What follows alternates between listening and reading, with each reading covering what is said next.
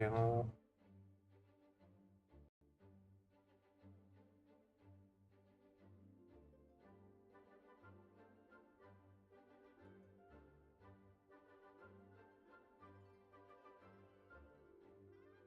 Testing, testing. Testing, testing. Volume's working. Ain't working. Ain't working.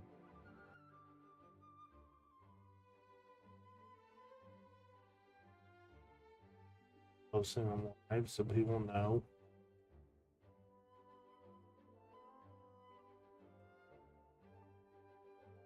Okay, so hello everybody. Back with some Genshin Impact. And we are gonna continue this event. We check out some other events.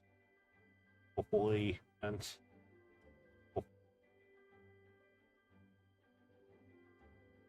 Get into it. Get into it. We need to wait for Alice in the library, apparently. Seems all the other knights already have their hands full. Library is over here.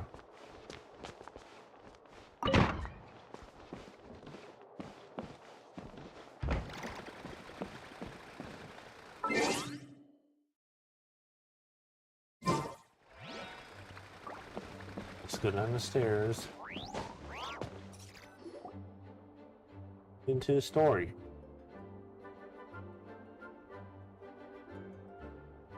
Looking for me? I'm glad. I wanted to thank you for helping me keep my promise to Klee. She had a splendid time in the bubble. Nicole came with us to make sure all was in order and prevent any similar incidents from happening in the future. You live and you learn. It's rare, but even the Dodo King isn't immune to a small slip-up here and there, I suppose. So, it's all fixed? Yes, quite. The recording work is done as well, so now all we have to do is play it on loop. It should be smooth sailing from here on out. Anyone and everyone can now enjoy the bubble at their leisure. Nicole will keep an eye on them, of course. The disaster we experienced. That was fate before we changed it, right? I wouldn't put it quite like that. It was more like a fate that will not come to pass. Huh? What's the difference between the two? Let us not forget the courageous dragon slayer in the story. Well, in real life, he had already left on an expedition to Nodcry at that time. Of course, that doesn't mean Dvalin would have escaped his destined death, for another hero would have come along and paid a painful price for victory. But what we saw in the bubble was what happened after Dvalin broke free from the seal. So, couldn't Barca have been back by then? Dear Paimon, you're free to ponder such questions yourself, of course, but it's of little use to ask them aloud. Word to the wise, do not lose sleep over all those what-ifs, over the fates that will not come to pass. It's an exercise in futility. Those who can observe fate see both the good and the bad of what could have happened. But all that matters is what did happen. Those alternate fates are nowhere near as important as the world that exists in the here and now. Alright. There's something else. The abyssal power in the bubble was too real. There's something else. The power inside the bubble was far too real. Something else. The power inside the bubble was far too... Ah, you're saying it was as if the bubble itself had become contaminated. I suppose Yes. some gunk could have stuck to my luggage while I was wandering the border and got mixed into my magic without me noticing. Just kidding. I would never be so careless. Your intuition is spot on, Traveler. What developed in the bubble was a nascent form of abyssal power that, if left unchecked, would evolve into the real thing. What? So it didn't come from outside? It just appeared out of thin air? The abyss is perilous, cunning, dangerous, obsessive, and most infuriating of all, a complete and utter mystery. I'm sure you've seen for yourself how complex it can be. The Hexen Circle has been observing its energies for a long time, and I think Barbalot's interpretation is the most accurate. The essence of the abyss lies in the hatred carried by all the fates that will not come to pass. Hatred cured by fate. This world is filled with conflicting elements. That one thing should happen signifies that a different possibility has been eliminated. These events can be small, almost trivial. I had Sweet Madame for lunch today, for instance. That means the Alice who chose tea break pancakes instead is no more. Of course, they can also be events that threaten the world, such as my friend Rhindotter's decision to tap into the abyss. In that instant, the tale of a future in which she remained pure was gone forever. So then, the question at the heart of it all is this. Why must these fates be the ones to disappear? Paimon gets it. It's hatred that stems from not being chosen. Precisely. The magic we wove this time involved recreating the past. However, some of the variables we added allowed a certain amount of these unchosen fates to come very, very close to reality. And thus, the abyss showed its teeth. Of course, much like always, it is not existence that it seeks, but the destruction of all. In the end, though, it wasn't a huge issue. Things like this happen on the border all the time. I see. No wonder the abyss is so full of hatred. It has quite the victim complex, that's for sure. It's obsessed with entering this world at all costs. And that is precisely why we must protect our lives and those of our loved ones. Because when you think about it, to exist in this world is to be a spark of luck amidst countless possibilities. How precious is that? Having crossed swords with the abyss many times, you need to think along the same lines too. Ah, Alice, you're here. Oh, Jean. I'm truly sorry about this, but per the regulations of the Knights of Favonius, I'm Oh boy, afraid I here we must send go. you to confinement. Whatever for? Things turned out just fine with the magic bubble. Besides, if that's what this is about, shouldn't Nicole come along too? It's not about the bubble. We received word that a number of Of fish have been course. injured as a result of explosions near Starfell Lake. As I'm sure you're well aware, fish blasting is strictly prohibited. Oh dear. Run, Clee! Save yourself! She's already inside. Of course. Guess it's a day of first for the Dodo King, huh? Oh, farewell, forever traveler. You shall never see me again. That's a quest.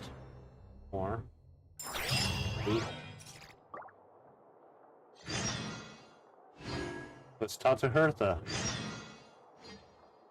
Or let's go to the Mondstat library. 1 and 2. Let's see what we're on.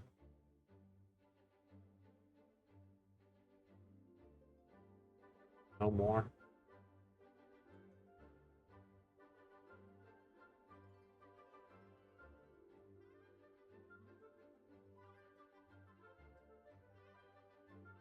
Do one more event.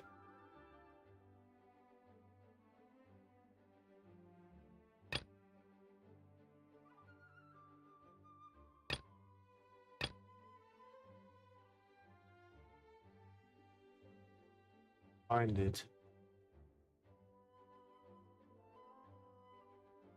Okay.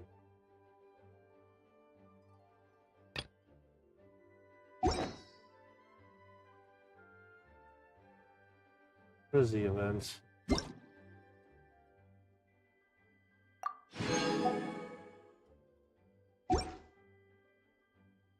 we go.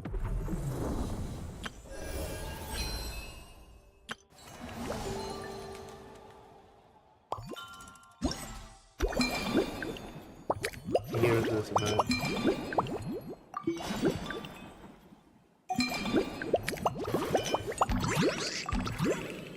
Go to this challenge.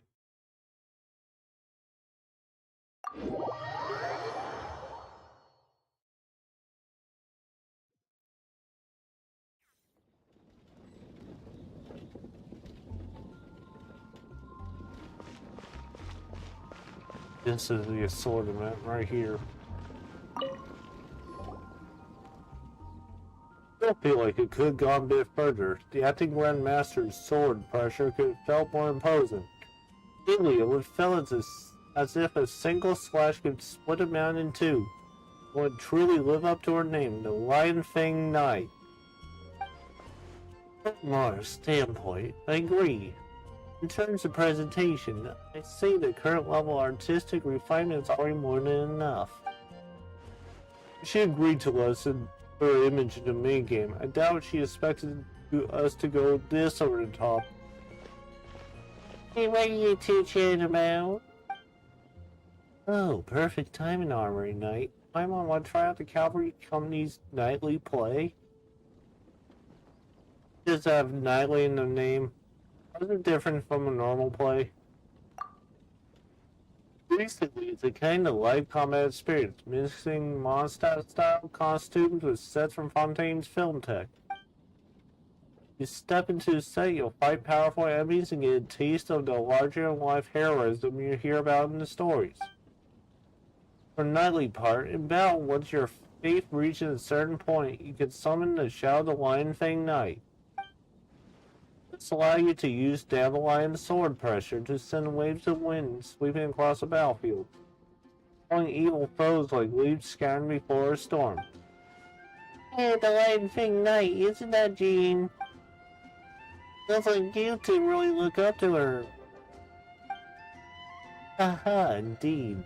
The project was originally meant to be a simple opportunity for friendly sparring. Our knights need to chance to relax. We don't practice till soon or lose our edge in battle. Then Hedwig came up with the idea of adding a Shadow of the Lion Fang Knight to spice things up a little bit. Thought that sounded fun, so I helped put in a few words from the sidelines. We really owe it to Captain Kaya. The expedition's been way so long, I just want everyone to see how much stronger the acting Grandmasters become. Our administrative skills are flawless, our combat skills have reached heights us Roots can only dream of. That is so thoughtful, you Hedwig. I'm super curious to know what Dandelion sword pressure looks like. Come on, try out this play. Let's witness a Shadow of the Lion Fang Knight in action. I feel relieved knowing that you two are here in the audience for a nightly play. You just follow me over here. Hope you enjoyed the interactive performance.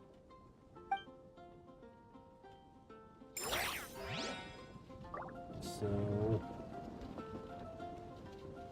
step up to the table. Lion Fang's rated onslaught. Defeat as many enemies as possible within the time limit to achieve a higher battle rating. Intelligence and corresponding rewards be awarded based on a battle rating. During the battle, Aegis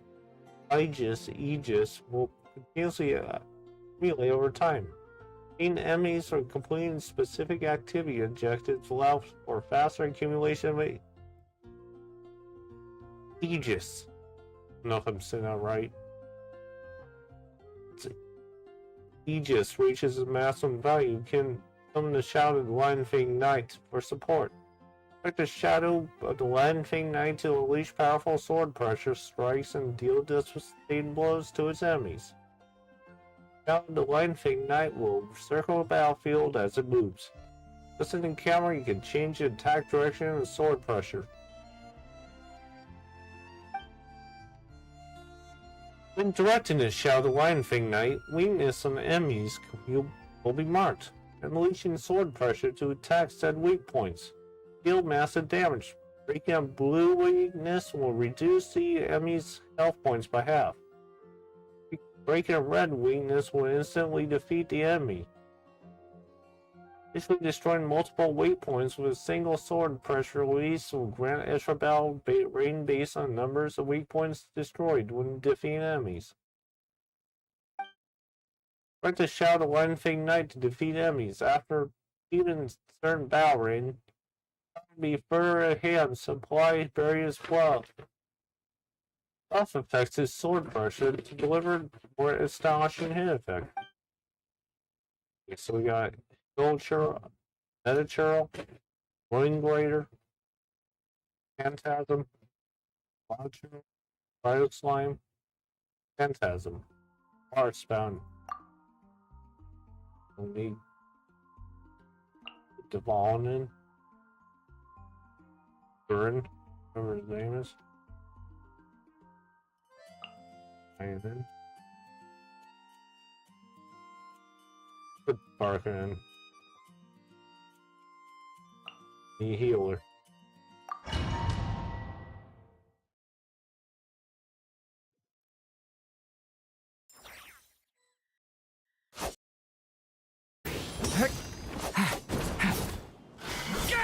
Story has only just begun!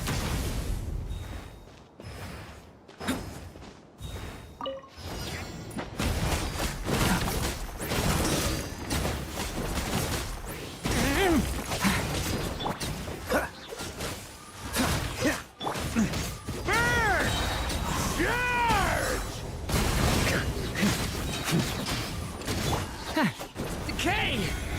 New life!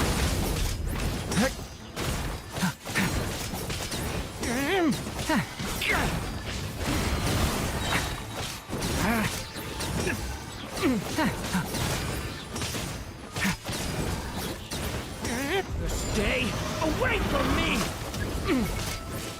Stay back!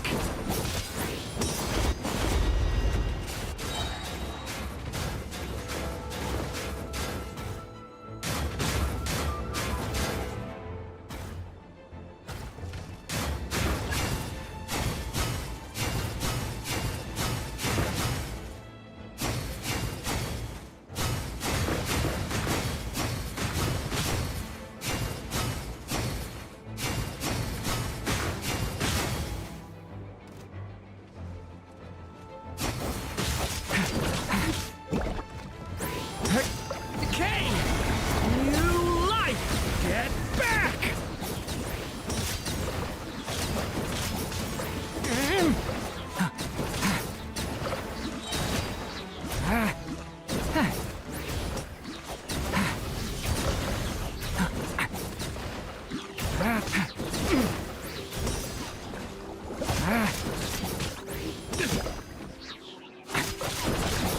Decay!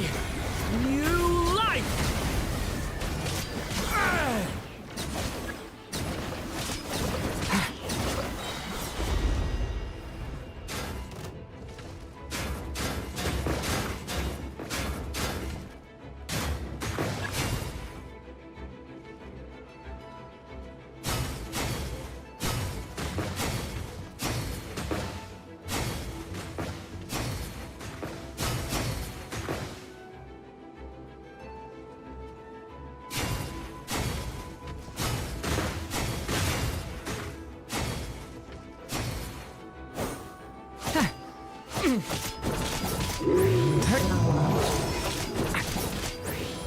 The story has only just begun!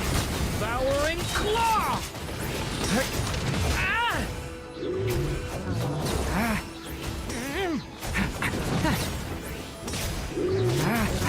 Leave it to me!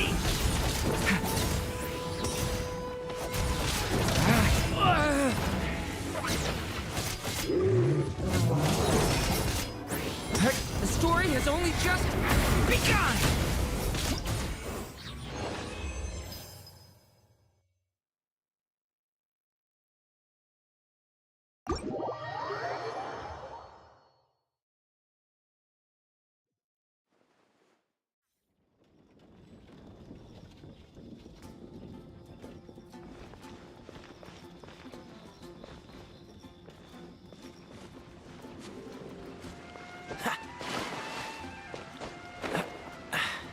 Catch the wind.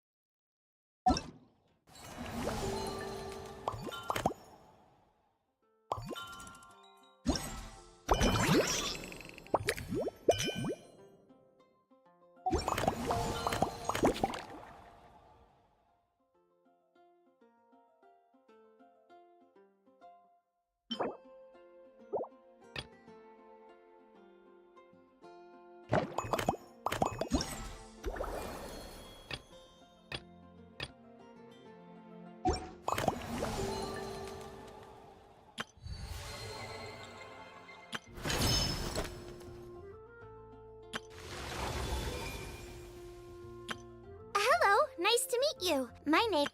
Everything's ready. Let's go.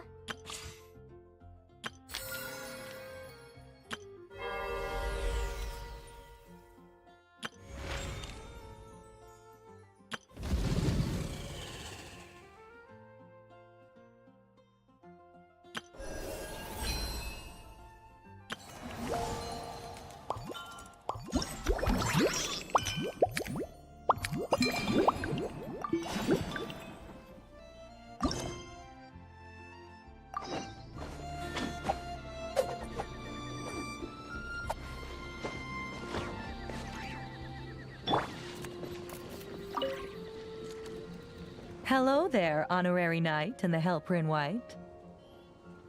It's so nice to meet you, Honorary Knight and Lady Paimon. Glenfidia, at your service. Looks like you're in a good mood, Hertha.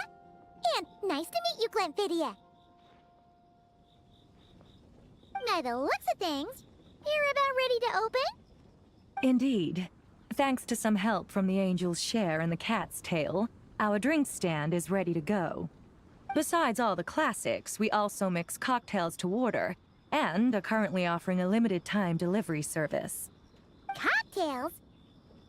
Do you remember that time we served as bartenders at the Angel Share? And recently, you've also shown off your skills at the flagship in Nocrai. We sure have come a long way, huh?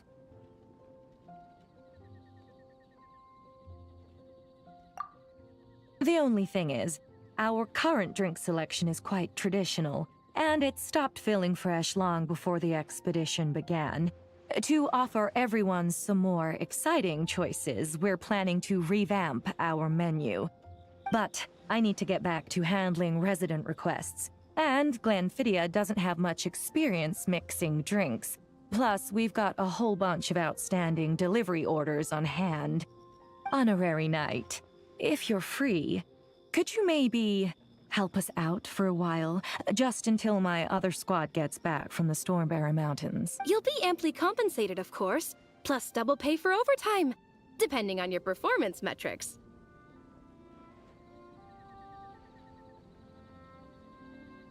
Paimon's not sure what performance metrics are, but she's happy to help with deliveries. As the best guide into that, Paimon needs to keep up with the changing times.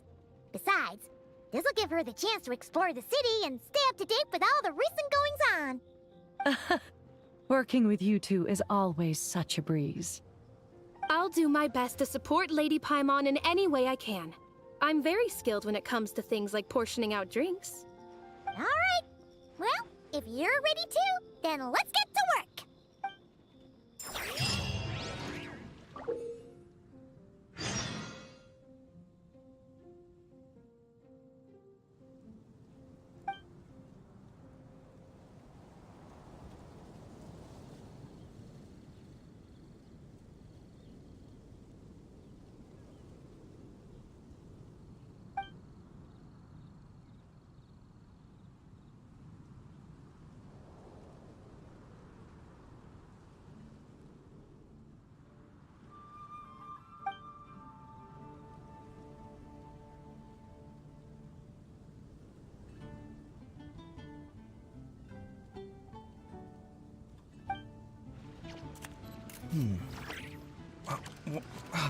Where's my key?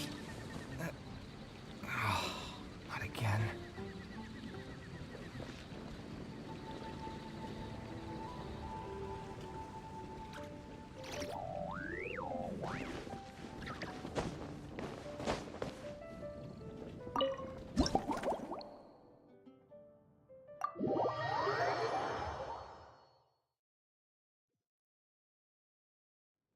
Oh my, it looks like Hertha has gone back to her duties, and Glenfidia is away somewhere too.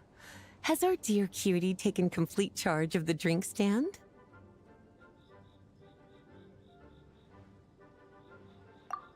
Wonderful.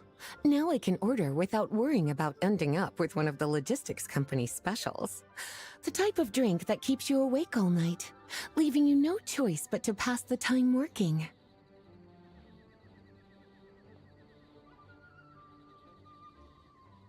That's right. I'm just a carefree librarian now.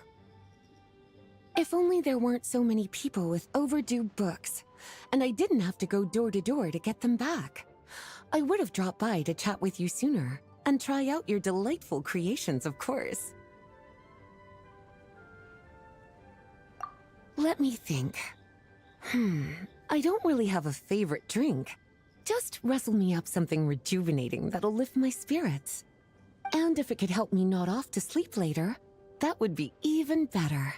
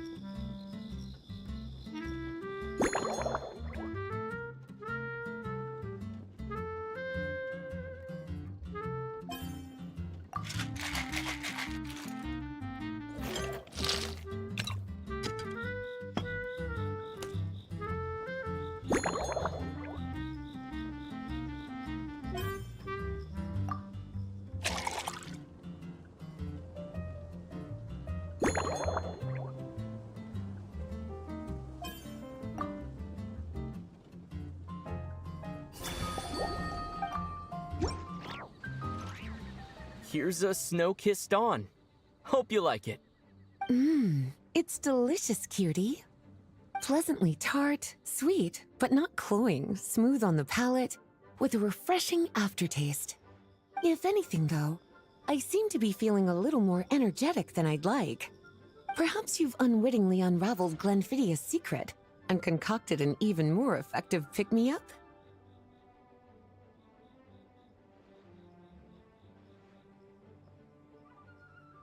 Don't worry, there's no rush.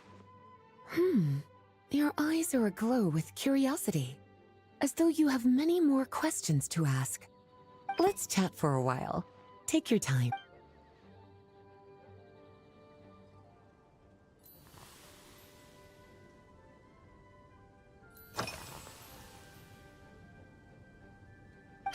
Since you're asking, it's been a bit of an unusual day. There's a chef, fresh out of training in Fontaine, who's recently taken up a position at the Goth Grand Hotel. She borrowed our most valuable book, the Mondstat Millennial Compendium of Desserts. Apparently, she plans to use dessert-making techniques to improve the taste of various savory dishes. Something about reducing their greasiness. Indeed, and judging by the results, she rather overdid it with the caramel sauce. What should have been fragrant meat slices ended up tasting nauseatingly sweet. Caramel sauce is such a fantastic ingredient, you know? It never fails to please when added to drinks. Sometimes, I even add a spoonful to my afternoon tea. Improving food, I suppose, isn't always about being as creative as possible.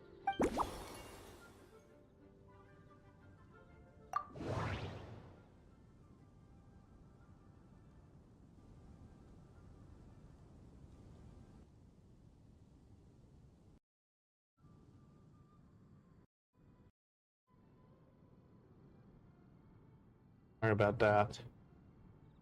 Sorry about that. I don't know why this is not the mic, but it is. Lisa likes caramel. Caramel. Perfect. Lisa managed to track down the Mondstat Millennial Compendium of desserts earlier. She's particularly fond of caramel sauce.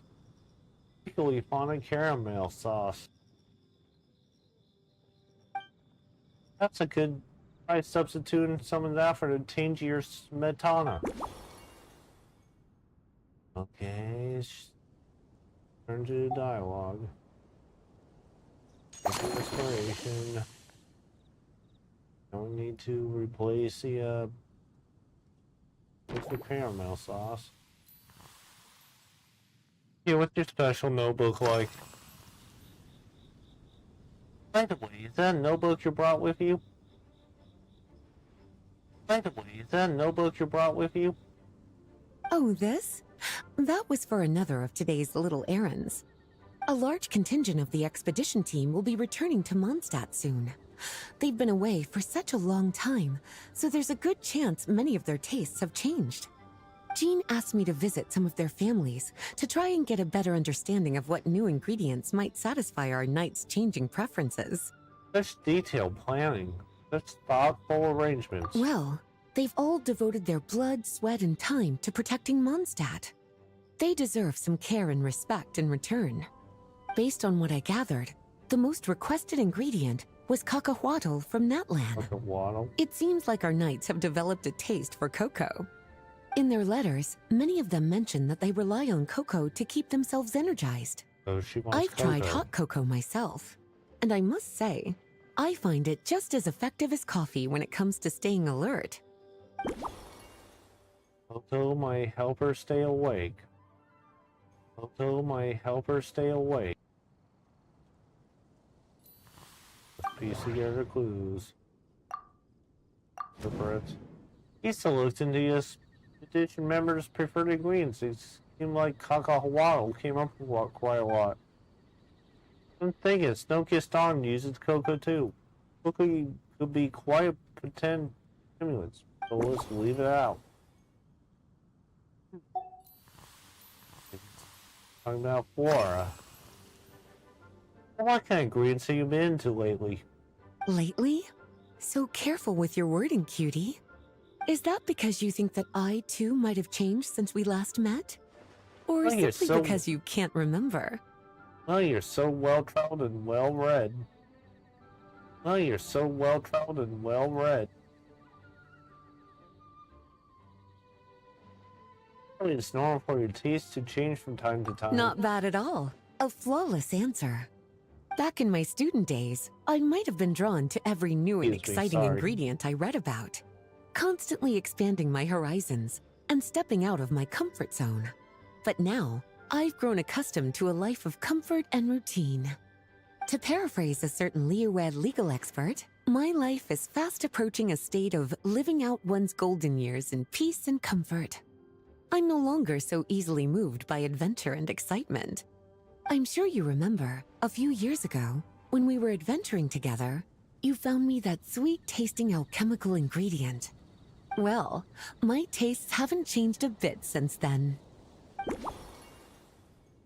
Okay, she remembered the alchemist ingredient. Lisa was joking about her life of comfort and routine. She also mentioned the alchemical ingredient I found for her a few years back. Remember correctly, that ingredient was valberries, and they're a good choice for a drink. Valberries, and they're... I swapped the small lamp glass for a lot of valberries. Since I switched up the garnish, why not change the cup too? That way it appear more novel. Okay, so there we go. What the itinerary? Anywhere outside the city lately? Surely you're not suggesting I'd take this opportunity to sneak off on a little countryside wander. Excuse me. You caught me. My investigations into Mondstadt's lesser-known drinks took me to Dawn Winery, where I had a little chat with the head housemaid, Adelind. On my way back, I ran into Emmetall out on patrol.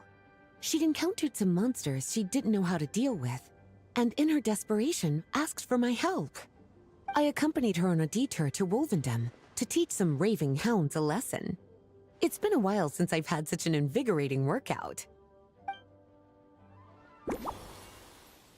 And what does this have to do with that pass through Wolvendom? You did visit the Dawn Winery, passing through Wolvendom. Perhaps I could throw in a touch of local flavor. These ingredients are small lampgrass and wolf fruit that are both native to Wolfendom. Which one make a better drink? Associated.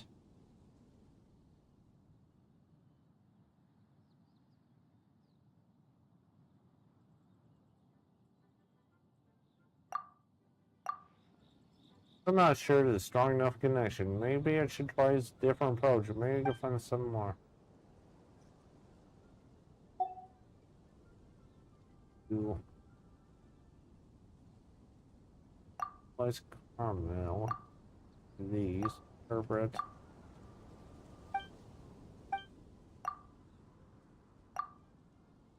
Repeat. Alcohol. Yes, the ingredients. At least a small lamp grass.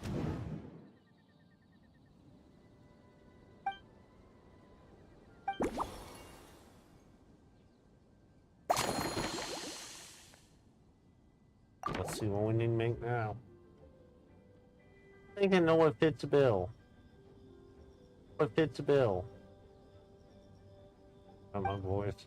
Hey, Russell, you up a new improved version. As expected, cutie, your brilliant mind has grown even sharper.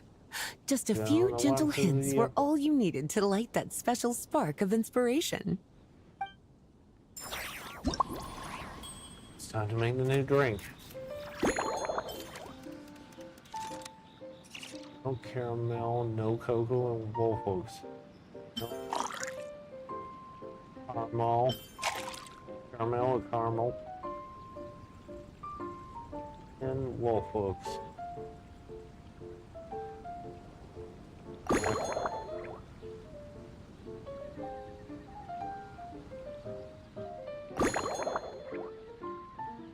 The wolf oaks.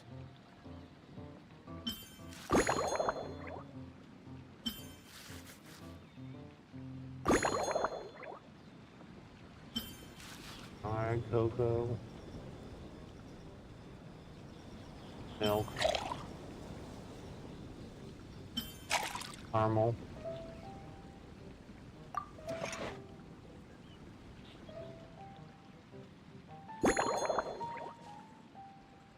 That was any size, so let's come into tiniest bits possible.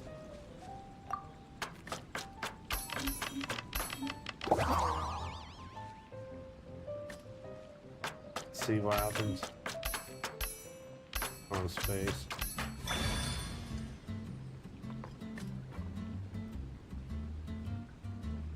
What happens if we mess up? What doesn't let you?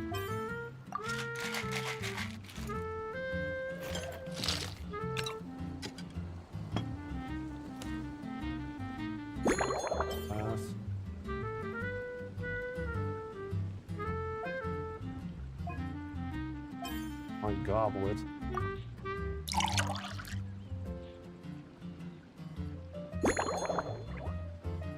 Elberry garnish.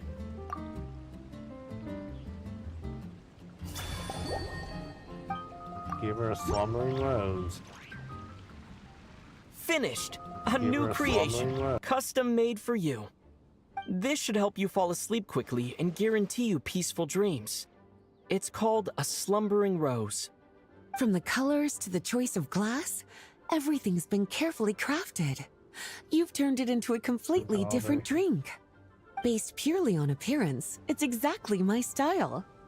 Time to see how it tastes. Full marks.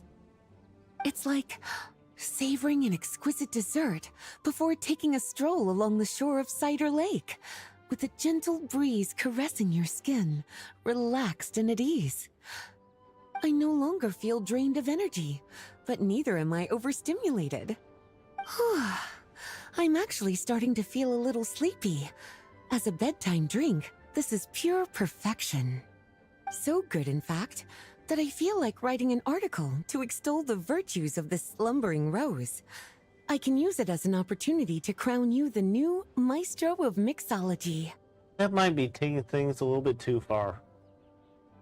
That might be taking... Your satisfaction is all I need.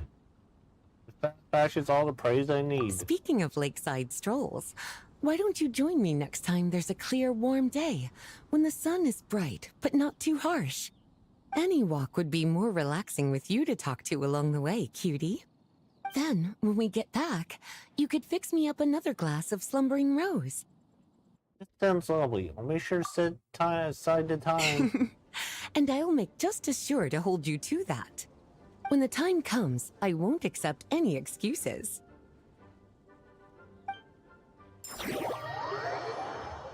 Let's see what I have, man. Think more drinks.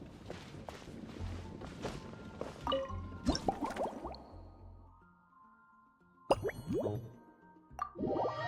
Phase 2 is.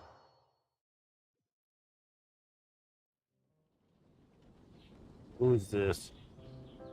Good afternoon, traveler. Oh, am I Emily? I didn't expect the honor of witnessing your harmonizing talents here in Mondstat. Here on vacation or here on business?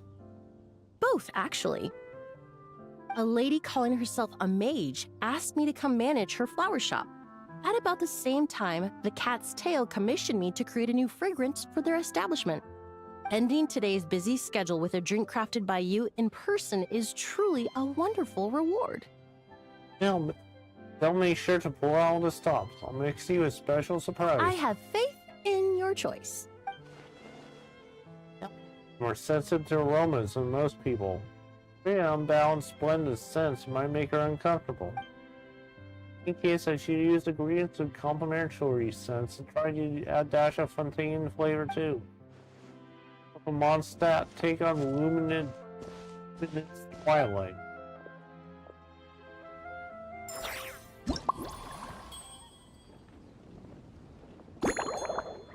Okay, so what do you want? It wants tea. Okay, so what do you want? See if we can mess this up.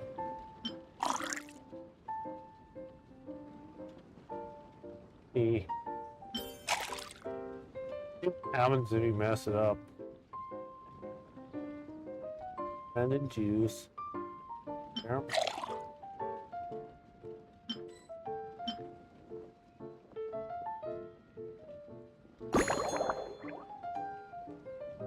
Let you, so tea, mint juice. Oh, I reset, clicked the wrong thing. Reset. Tea, mint juice, and mint. Okay.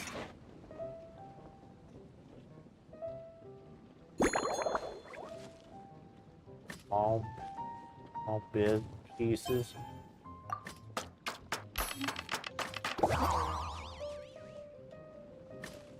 Like the look he gets.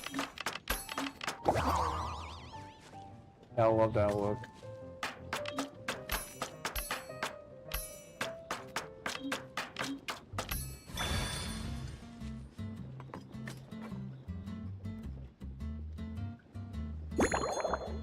Shake gently.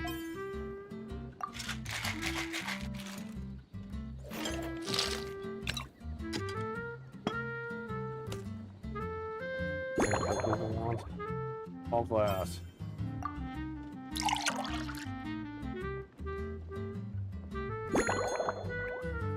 Strawberry garnish. Luminous twilight. Care to give this a try, Miss Emily? Your artistry is truly a pleasure to watch. Yes, is she like her or not?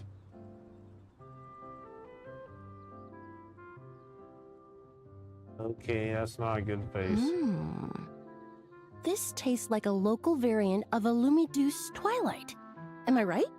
You're spot on. You got it right away. The gentle and elegant taste, with its distinct layers, combined with a hint of Mondstat's characteristic scent, offers quite a hint of welcoming flavor, all the while avoiding potentially discordant aromas. Though in reality, there's no need for you to be so conservative. I have quite a high tolerance for flavors that stray outside the boundaries of conventional wisdom. This one's probably too traditional, huh? Conventional wisdom. This one's probably too traditional.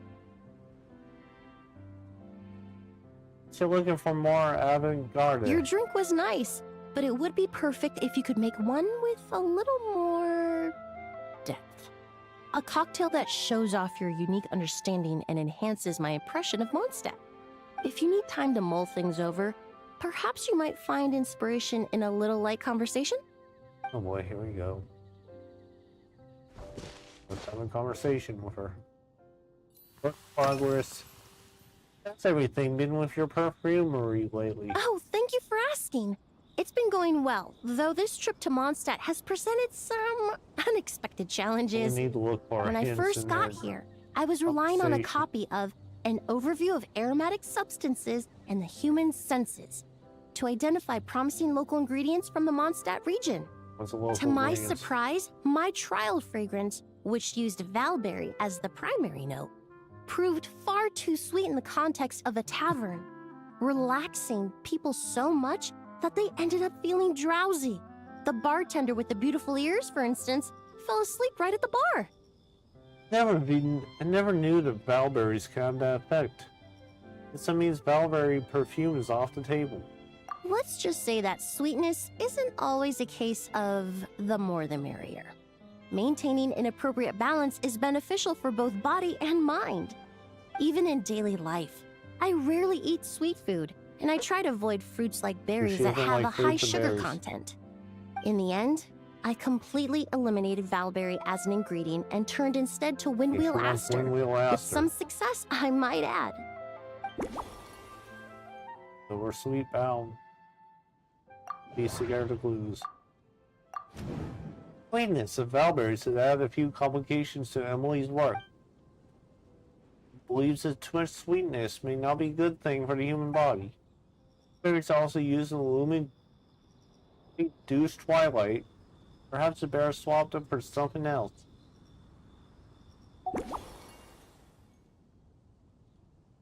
Let's continue talking to her. Okay, on the table. Did you buy these flowers just now? They're part of my reward from the flower shop owner. Important ingredients for making perfumes. Thanks to these, I was able to complete my commission for the cat's tail. I studied Mondstat's Cecilia flowers many years ago. In fact, the fragrance of Cecilia in certain fields has become synonymous with Mondstat itself. However, this is a special case. Some cats are quite averse to the scent of Cecilia, and we need to be particularly mindful of their preferences. What did you use for your aroma this time? Which flower did you use instead? Windwheel Aster. The various parts of the Windwheel Aster plant can be ground into a powder to extract their essences. I then blended the scents from its petals and leaves. The result carries the intoxicating sweetness of mead, while still emphasizing the fresh notes contained within the flower's stems and leaves. I just took it for a little trial run at the cat's tail, and the cats seemed to really like it, while the clients themselves found it comforting and invigorating. Extracting exquisite fragrances from ordinary overlooked ingredients? Oh, that's what truly brings me joy. Must be cigar clues.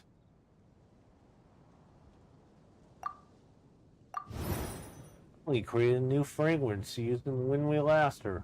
Apparently it was quite successful. Best way to incorporate the scents of a Windwheel Aster?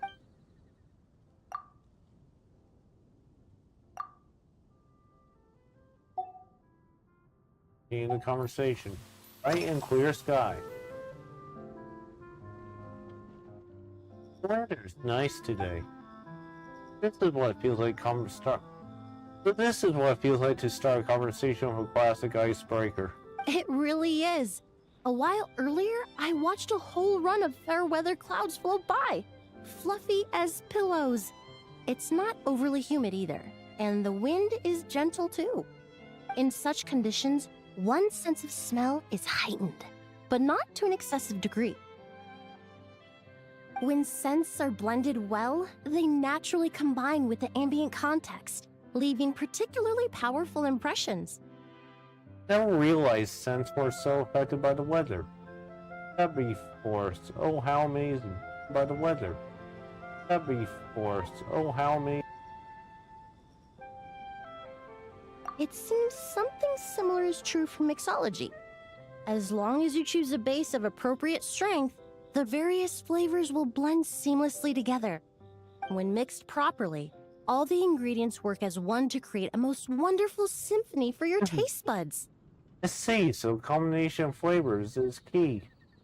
I prefer flavors that blend together harmoniously. Yes, that's it. Now I think about it, layering distinct flavors doesn't really suit my personal preferences.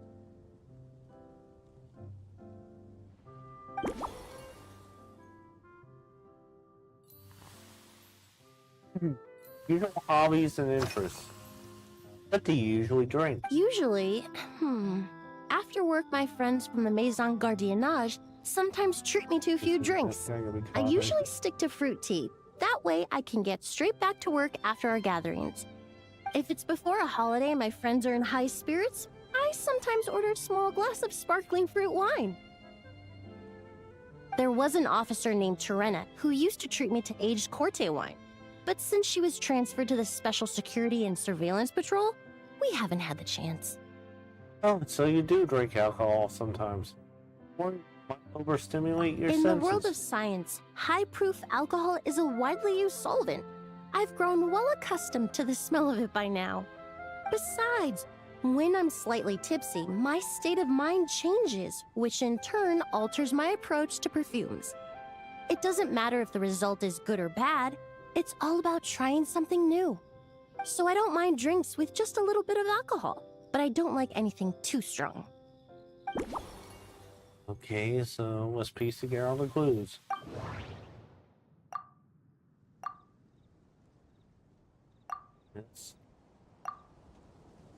It's not enough connection or sweet bowberries. Mix. Processor pellet burger. Family lasters seem like a good choice. Make sure everything blends into one. I could finally try chopping the pellets and spreading them across the top. So I think we found our drink.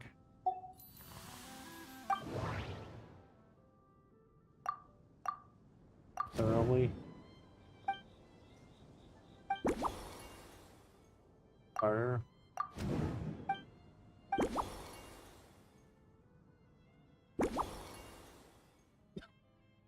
Once a double log glass, people start mixing. I think I know how to improve your drink. Please pair with me a second while I update recipe. Just from our brief chat, you've already formulated a new concoction. Perhaps you possess a natural talent for this kind of creative work. Let's make the new drink. I keep saying okay. Need tea, fruit wine, red juice.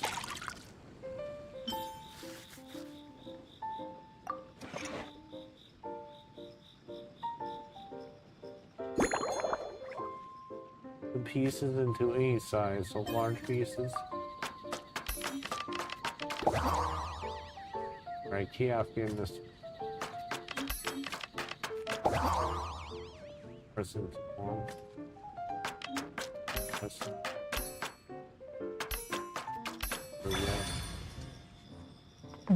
Excuse me, sorry.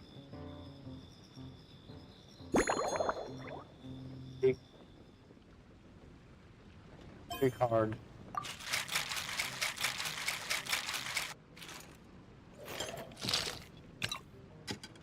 And the extra flip for a wall glass.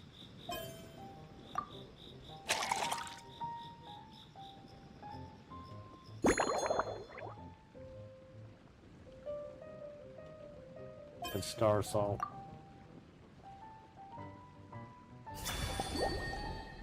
So that's a special blend.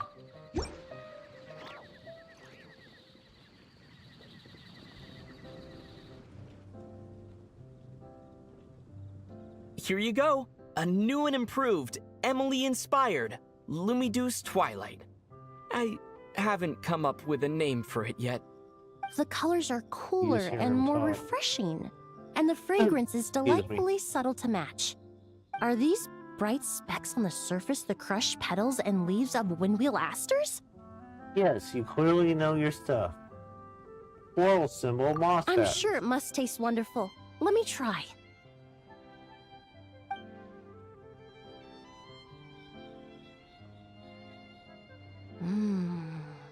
In the language of flowers, the windwheel aster represents the visible winds. Your cocktail not only captures their form, but also the fragrance they carry. Therefore, I suggest you call this drink Windborne Bouquet.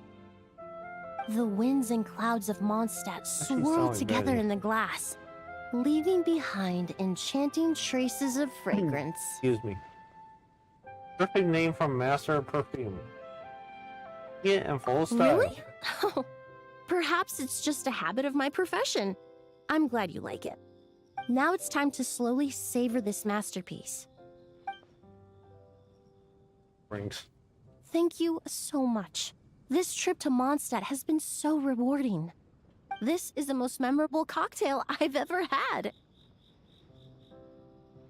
Once I get back to Fontaine, I will attempt to recreate this moment as both a fragrance and a perfume. I'm honored. That's so exciting to hear. Once I've perfected the recipes, I hope you'll do me the honor of being the first customer to experience these new products. Until then, I look forward to seeing you in the Court of Fontaine. The end of that drink.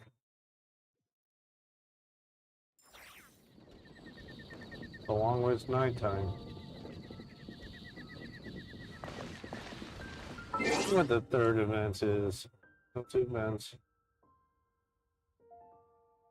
Just events.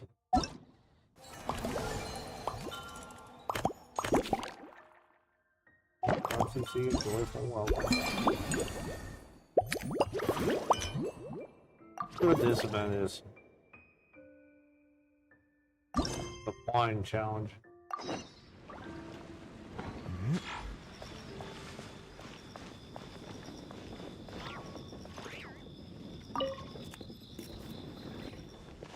Hey there, Traveler Paimon.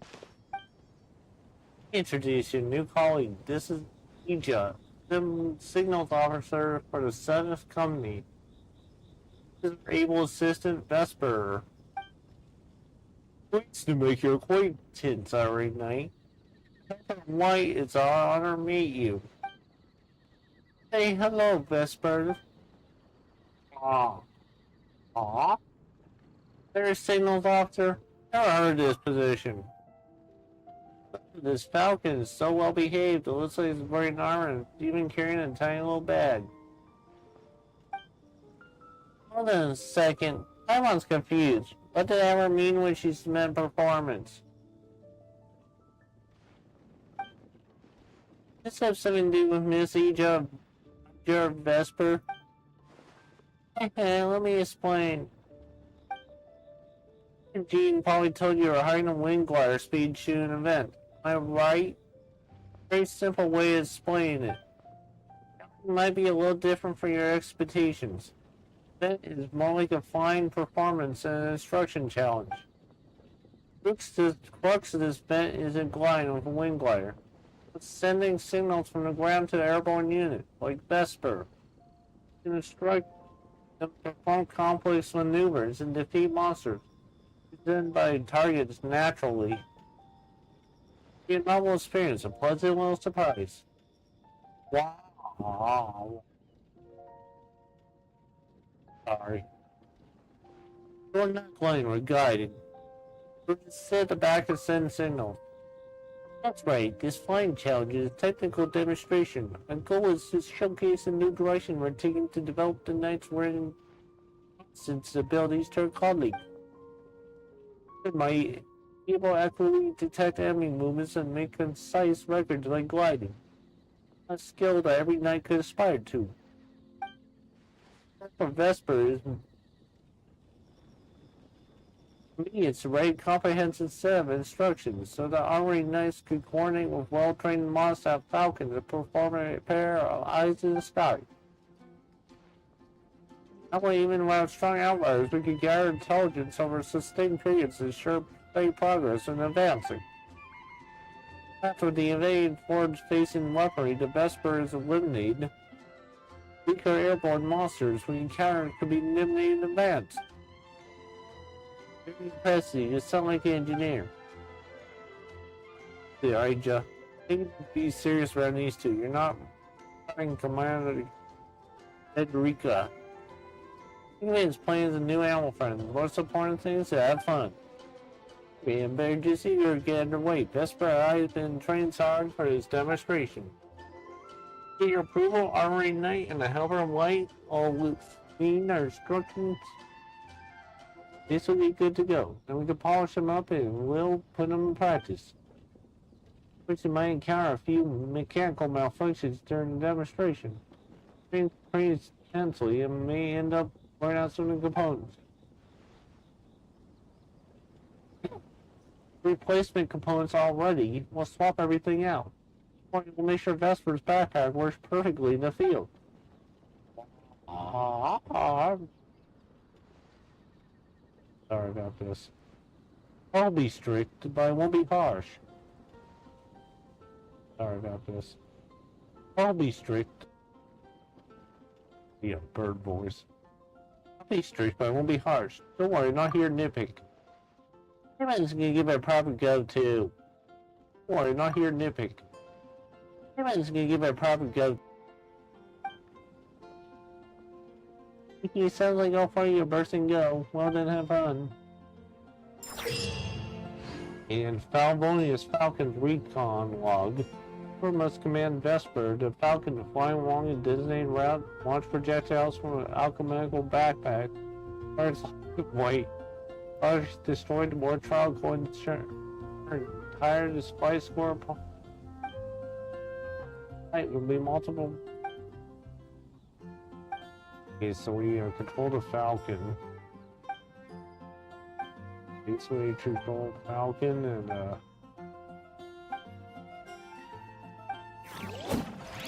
about that.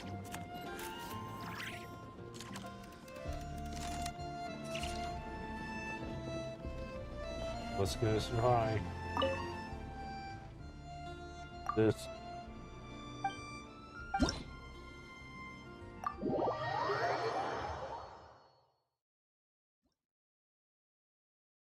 Control the Falcon.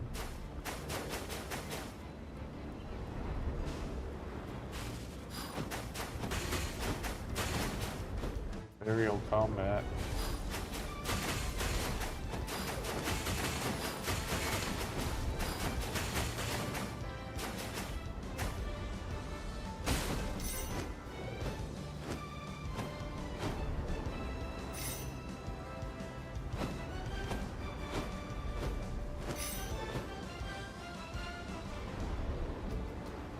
Coins.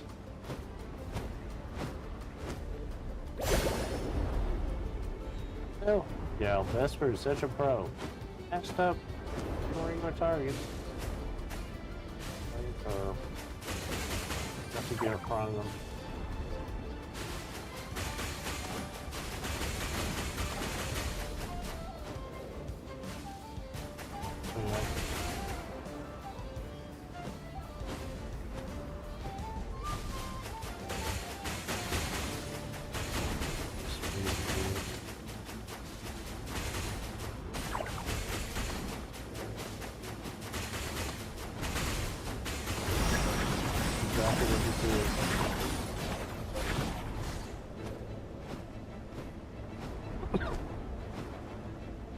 We are taking control again.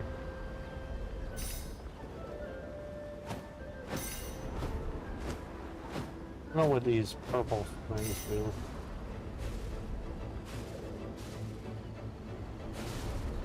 These down here, so I'll hit the tree.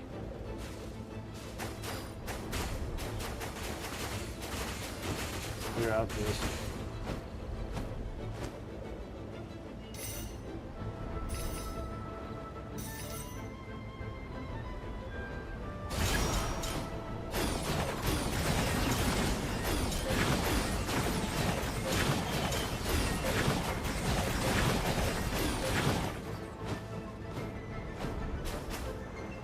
of coins.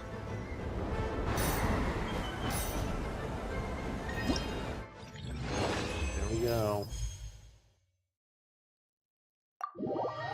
That's that.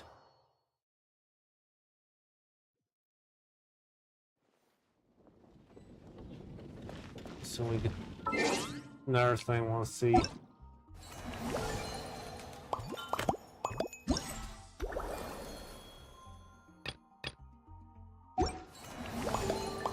See the main quest.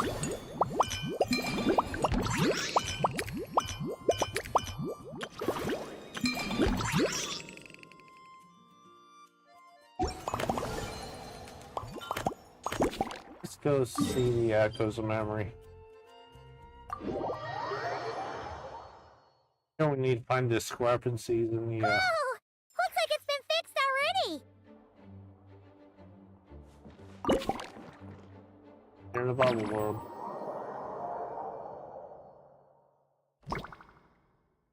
Alice's magic bubbles. Some things different from the real world. Use the Spar's camera to document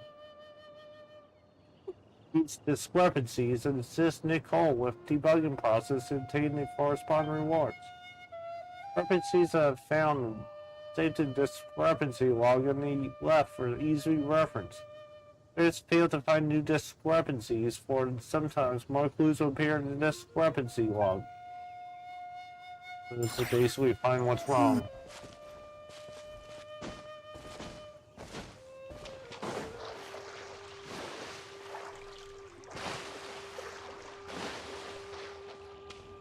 Look for what should not be here.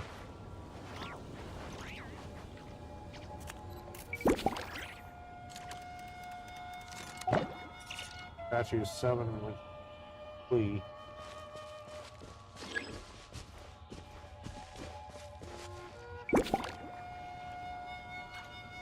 Strange card could be found to north of the statue.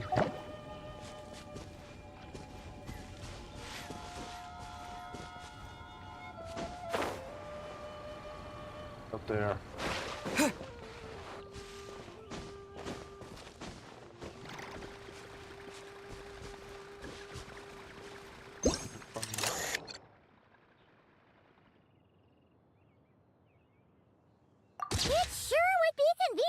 Build a choo-choo cart track straight from here to Mondstat. An express line right to the best fish blasting spot? Oh, okay. Might not be the best idea. That's the strange cards. In this area.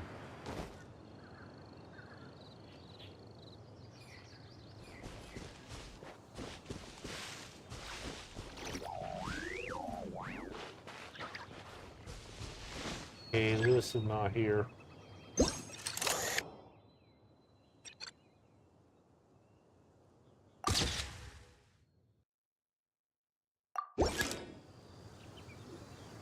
Oh, it's Eula and Claire. You're here in Mondstat? Yes. I received an invitation to exchange swordsmanship techniques. I'd heard of the single-handed sword form of Favonius blade work. But after crossing swords with Miss Eula, it turns out the Knights of Favonius are quite accomplished with the greatsword as well. You're quite an accomplished swordsman yourself. Although I suppose that's to be expected of the champion duelist. Even over a few short rounds, I feel like we've learned a lot from each other. This is a good place to spar. For sure. You don't have to worry about breaking stuff or accidentally hurting anyone nearby. That's right. There also appear to be automatic harpasta launchers in the area. Ah, that's one of your local traditions, isn't it? Shall we have ourselves a game, then? Why not? You should know, though, I'm not easy to beat at this game. Ah, hold on. No muskets allowed. Oh, why not? Doesn't it still count as hitting the harpastum?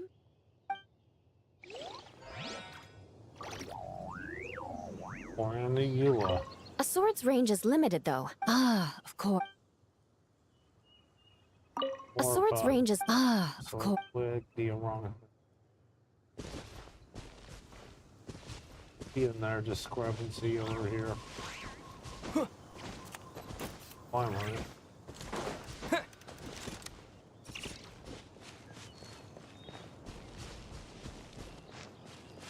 Could be here.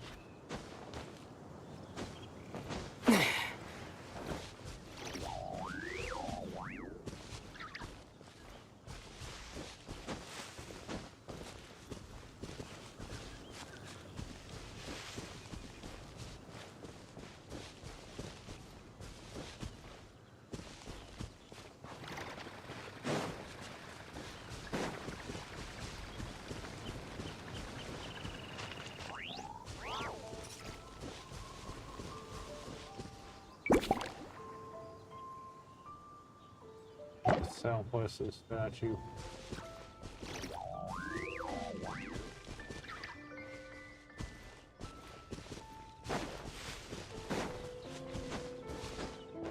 Up here. With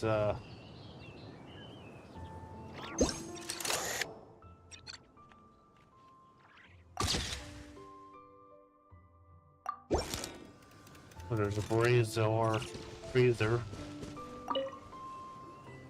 Razor? What are you doing here? And shouldn't this thing be in Wolvenden? Fiery woman came to take Lupical. I said no. You stopped She her. backed down, but then said Fiery I would woman. do just as well. This sword is here, for now. I am here to protect it. Hold on, let Paimon get this straight. Alice was planning to bring Boreas here, but you stopped her. So, she took the illusion of the sword and left you to guard it instead. That would make the trial of Boreas the trial of Razor now, wouldn't it? What would happen if someone tried to claim this sword? We fight. I protect Lupical. Wow! Looks like Paimon's guess was spot on. Don't worry, Razor. No one's gonna take this sword. It's not even real. Not real? Let's leave the explanation to Nicole. Alice's scheming claims another victim, huh? Let's take the photo and get Razor at... Very good. Not that we touch the sword. Not real.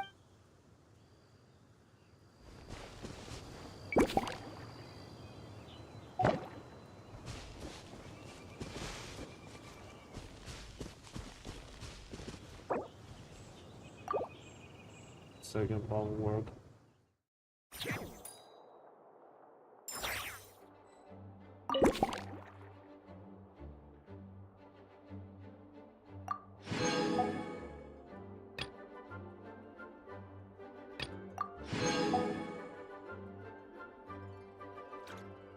Second one.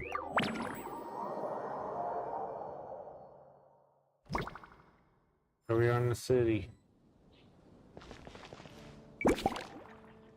I don't know anything. This thing.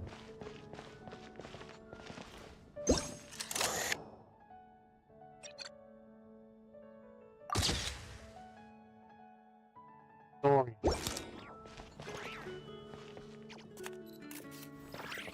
There's a dealing with.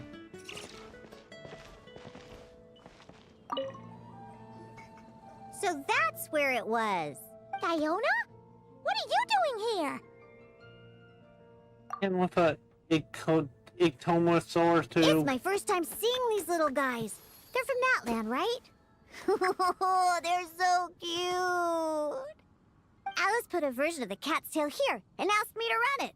It has the setup I'm used to and everything. Now, all I need to do is make some drinks. And you know what? This is the perfect chance to change all the ingredients to super weird stuff. I'll get people to lose interest for sure. Looks like your campaign is going strong, huh? Even out here. Of course, the only thing missing is... the cats, actually.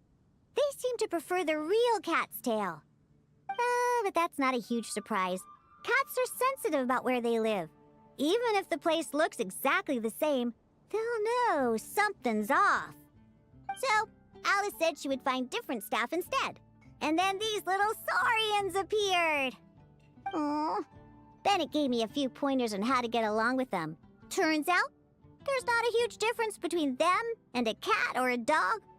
Hey, then you should call this place the Saurian's Tail instead. That's a Saurian. What's this? It's not Catherine.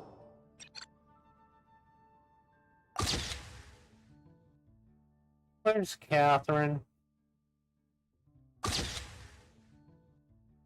Where's Catherine?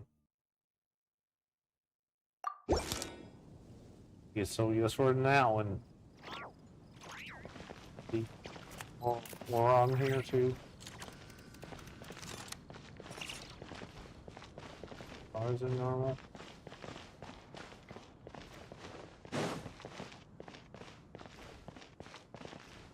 Off the entire city.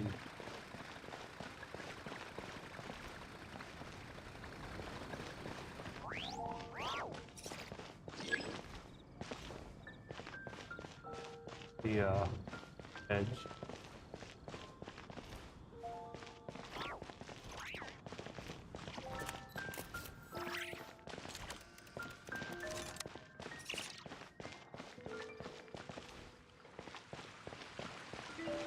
What is this?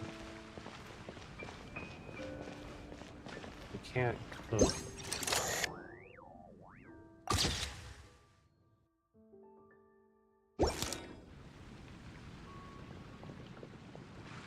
Amber. Huh? Weird. Did Mondstatters always raise boars around here? Found it! Barbara, over here! Coming! Oh, how did this happen? What's the matter? Barbara and I were just grabbing some food at Good Hunter. But then, how do I even put this? The sweet madame and sticky honey roast we ordered came to life. Sorry, what? Through this pour was a sticky honey roast. That's right. I managed to catch the sweet madame earlier. Come on, let's wrangle this thing so we can head back and eat. Wait, what? What is it? More pigeons and forest boars! The rest of our lunch is making a break for it! Can we, leave the city?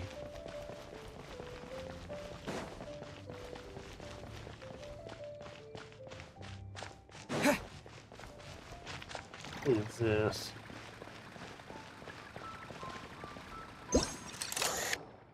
Oceanoid creature.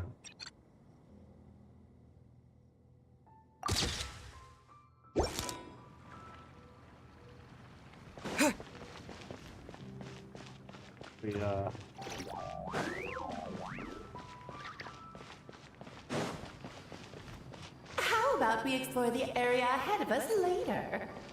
Thank you, Alice.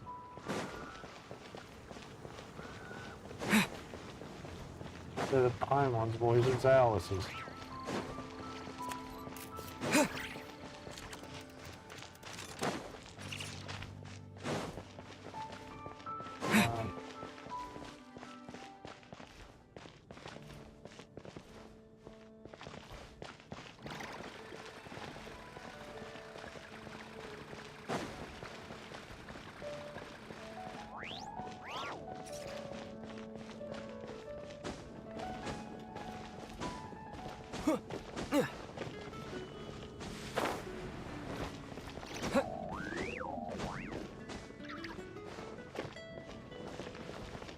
As we go, How about we explore the area ahead of us later? go this far. The stairs. Nope. How about we explore the area ahead of us later? Oh, so we go.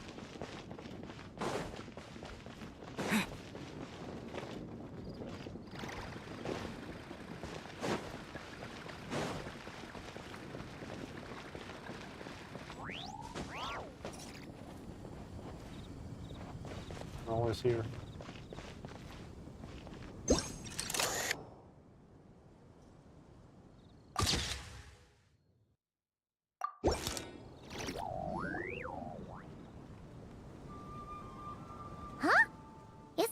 Fatui tent? That shouldn't be here. Wait, but there are always those two Fatui around here chatting about stuff. You've noticed them too? I've been watching them for a long time. Not that I've overheard anything useful. Guess it's just my luck. Well, actually, they seem to get information a bit slower than the Knights of Favonius. So they usually end up discussing stuff that hasn't been secret in a long time. Have you guys ever wondered why they don't just go home? Their mission's gotta be over at this point, right? Yeah, I have no idea either. Maybe their names got skipped over on the mission roster, so they never got new orders. That's happened to me before. I suppose, but your experiences tend to be quite unique. It's possible the Fatui stationed them here long-term to keep an eye on things. Or maybe they volunteered for this position because they don't want to go back. Either way, we should have Nicole take this tent down. It's making Paimon think we're gonna have to fight someone. But it's not like there's a treasure chest here either. I guess you're right. We don't want people getting their hopes up. These are the tents. One more discrepancy. In the flower shop.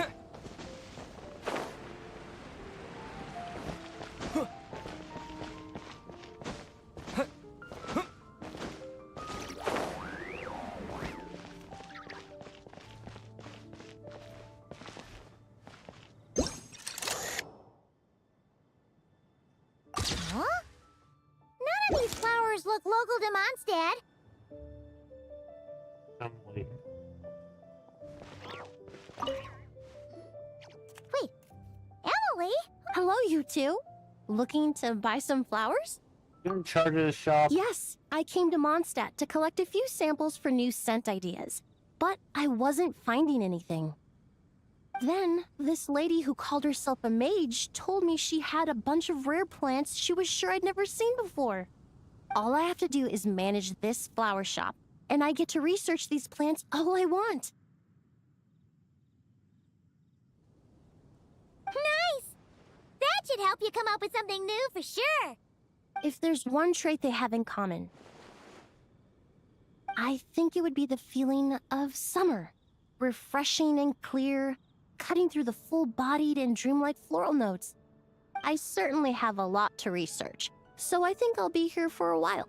Did you need anything? We're looking for things in here that are different from the real Mondstat. Do you mind if we take a few pictures of these plants? Hey, since you like them so much, why don't we ask Nicole if you could preserve them in some way? Really? That would be amazing. This is my payment after all.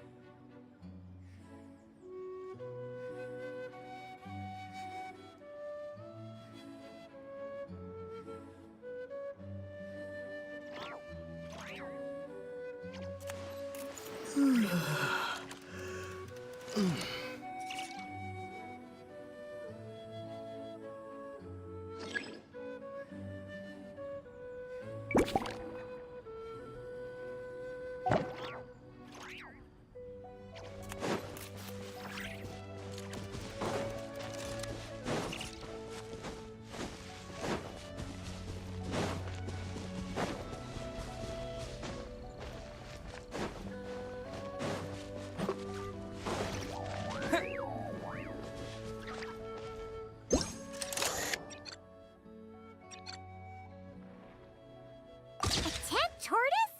That shouldn't be here at all. Definitely not.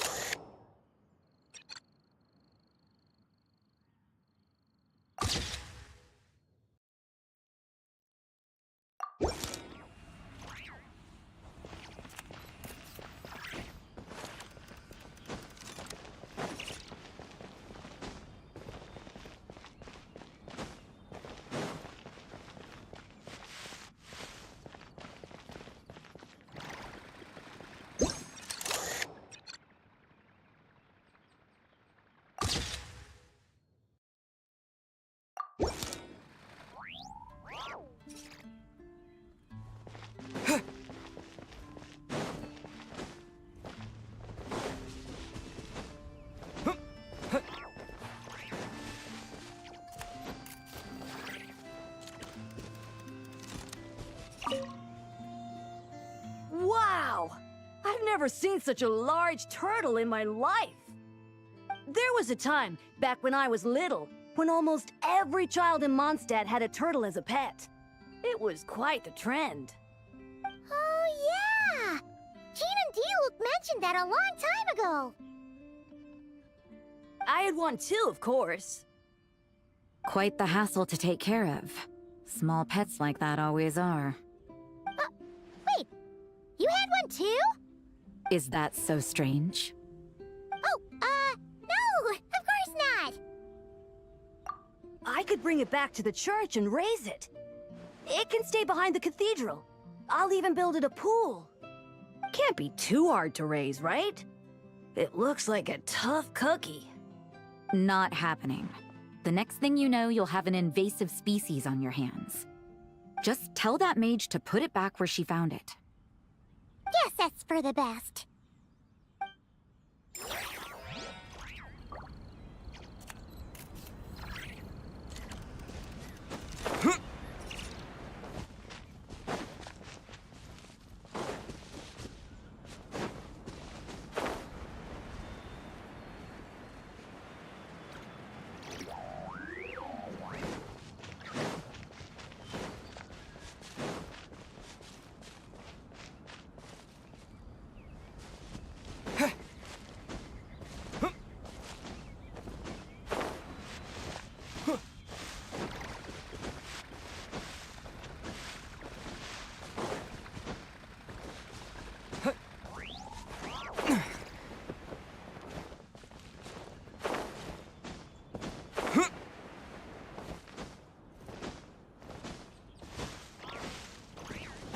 How about we explore the area ahead of us later?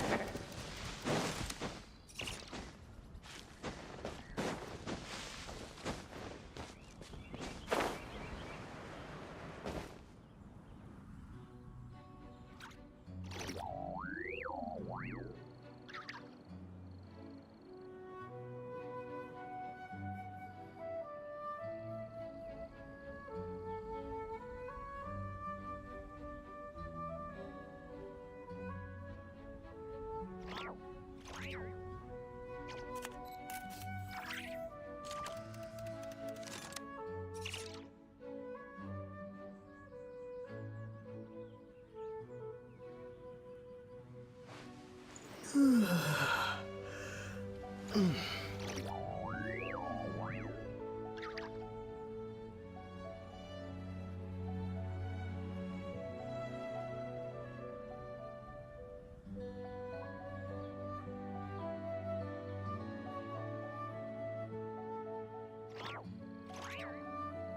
back live. That's live. Test. That's live. Test. So hello everybody, we are in the Don Winery area. We have to mute for a bit. Issues. About that.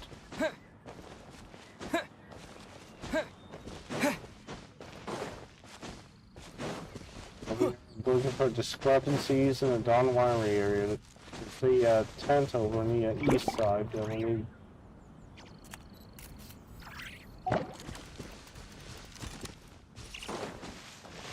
Here, over here.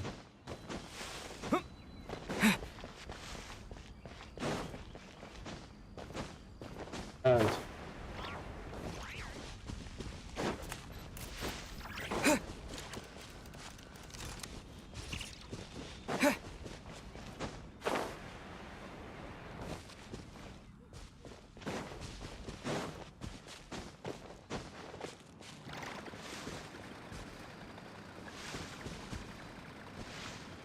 this is it.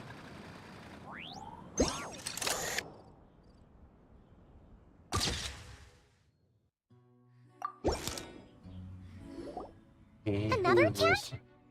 Huh. This one's kinda nostalgic too. It's here because I refused to let that mage use my house as her playground. But we still needed an additional rest area for the guests, so we set up this tent instead. Huh. Looks like we can use this device to keep in touch with the mages or get some hints. Kinda like we were able to do back then, remember? Now that you mention it, the arrangement is almost identical. Nights on vacation, summer, the sea, and a Okay, small here little we wave go. rider. It's all taking me back. However, you're forgetting about the part where we were stranded on a deserted island and couldn't even make it across the water. That's what stuck with me the most. Oh, I remember. At least I Yeah. wasn't dead weight in that situation. Fun times, huh? So, Still the mages arguing. prepared this stuff then. Guess we should take a picture and go check in with them. Be my guest. You know, the expedition in Nodcry is coming to an end, but knowing Grandmaster Varka, I imagine there will be another chance to set off in the near future. Not that I'm extending an invitation, I'm just mentioning the possibility, that's all. Count me in. That's our honorary Excuse me. night. No matter the mission, you always have a place among our ranks. Come talk to me when you do have an official invitation, then. I have other things to do in the meantime. The intel I have on hand is pulling me in 100 different directions, but unfortunately, time off isn't one of them.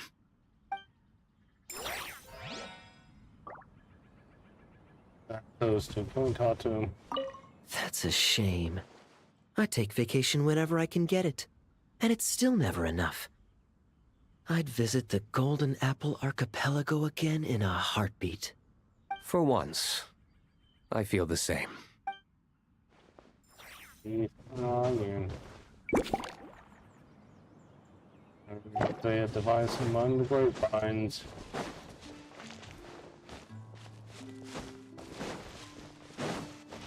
Grapevines are right here.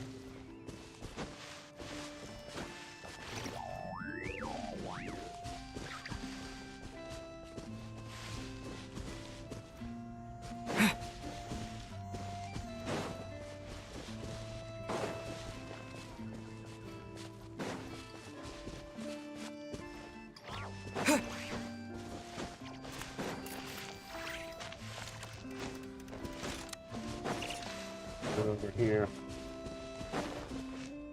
Isn't this wagon? Nope.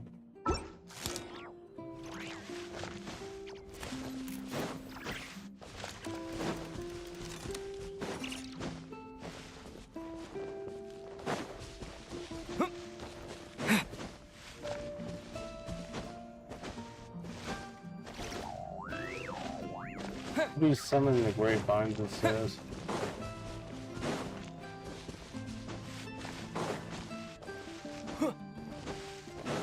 Right here. First thing.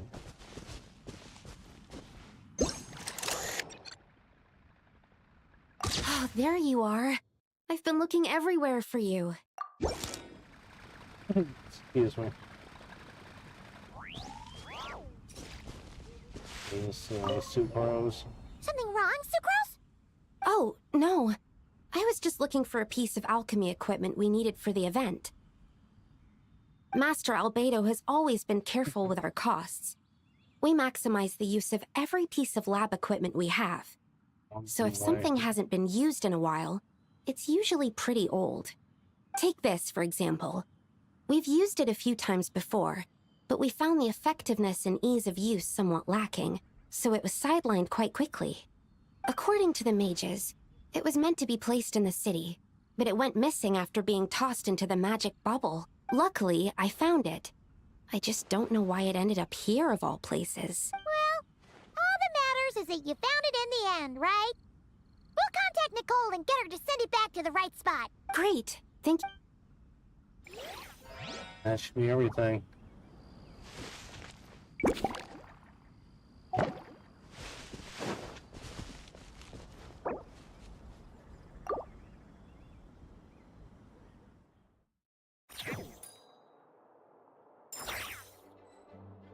Any more? Did we,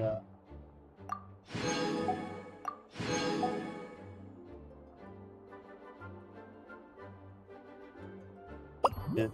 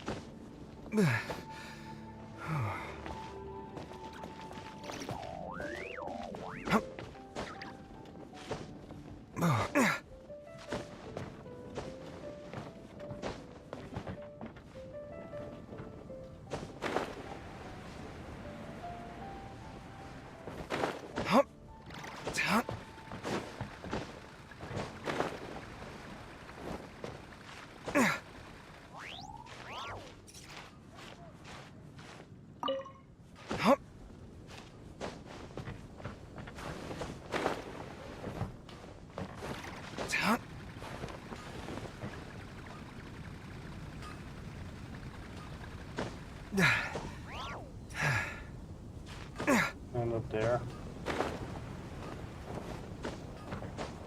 I should go inside the houses.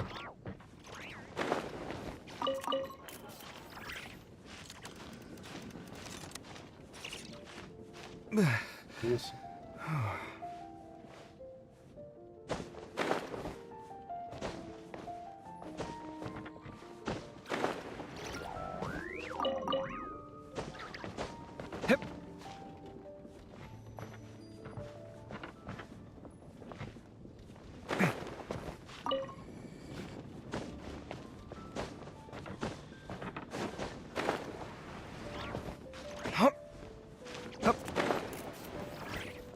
And gather some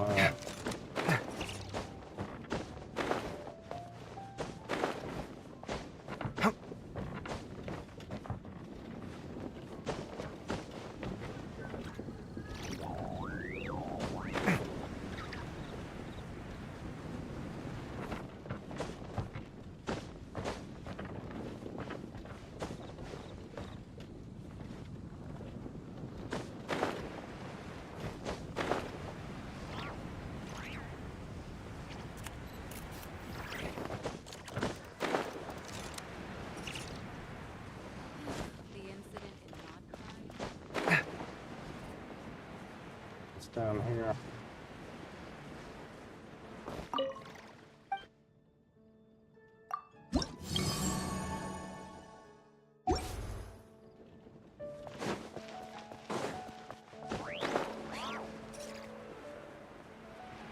Excuse me.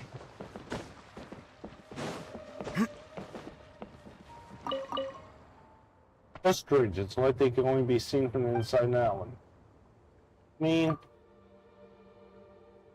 to speak of the unknown violence appeared in the sky during the battle against the Abyss.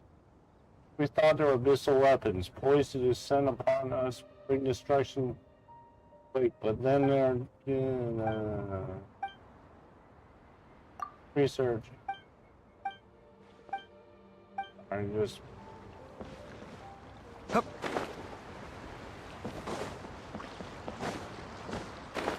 So we're fishing.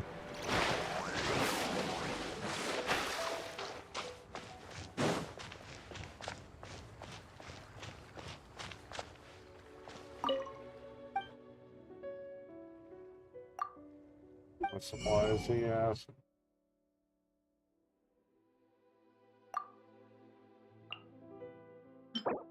How many fish?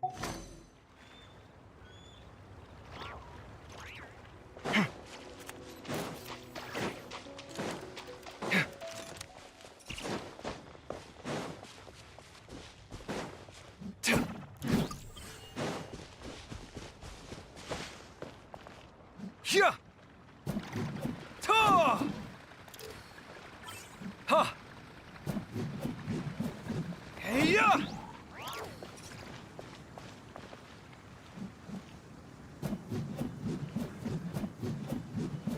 Ha.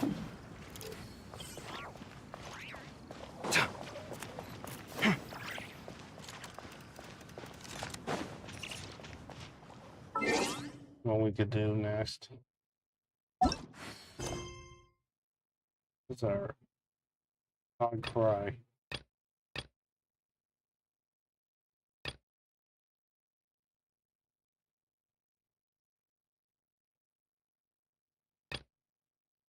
Oh, Mondstat library. Let's see what this story is.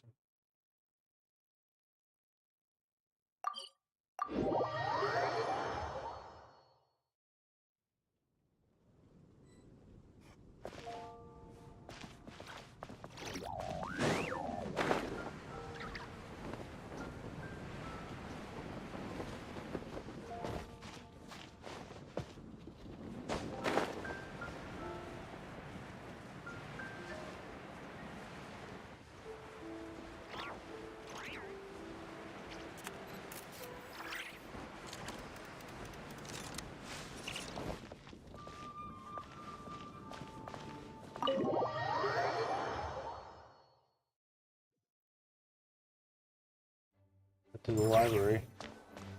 Back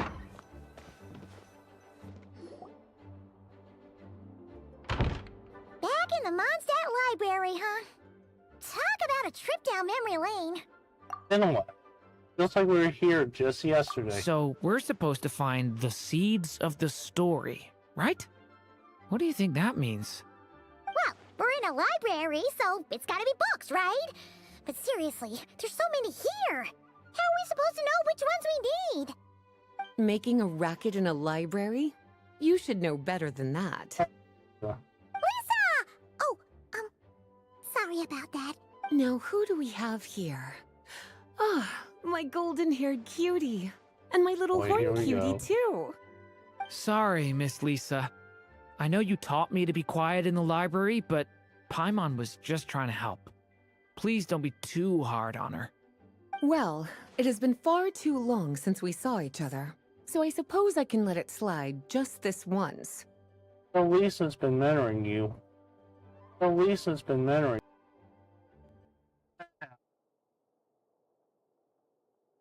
Back when he first arrived here, poor Jean wasn't sure what to do with him, so I stepped in to lend a hand. I figured, if I can handle a boy raised by wolves, then teaching one who's part dragon should be a walk in the park. Nice! Sounds like Durin was welcomed with open arms. Why, of course. Now, let's save the reminiscing for another time. I'm sure you're here for a reason. Did you need to borrow some books? It's kind of hard to explain. Maybe you could take a look at this. Oh?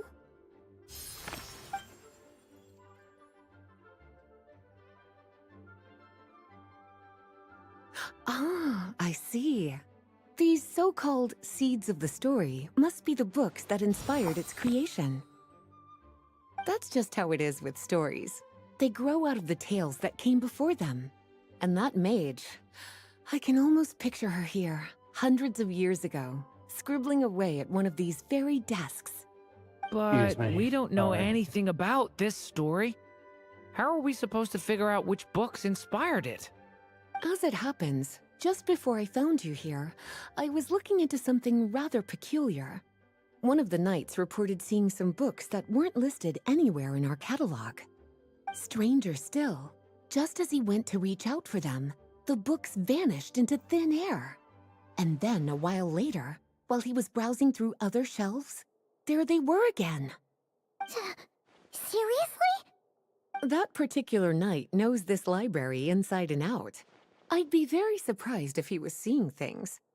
Something tells me these might just be the magical books you're after. It's very possible. According to the report, there are 3 of these books in total. I'll be relying on you to track them down, cuties. We need to look for the books not listed in the catalog.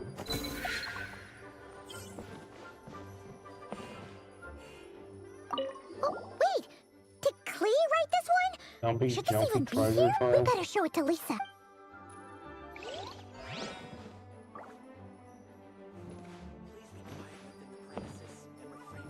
Kinda looks like a poetry collection.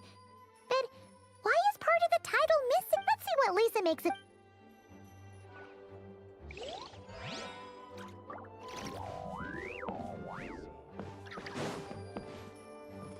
Second strongest spell in existence.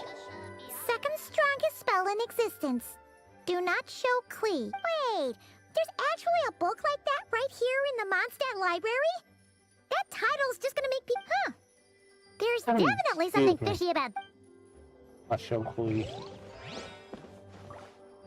It's not so on this shelf. Its tail. Really? Real book.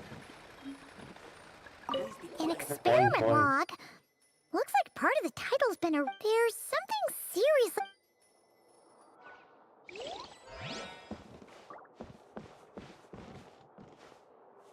Go downstairs.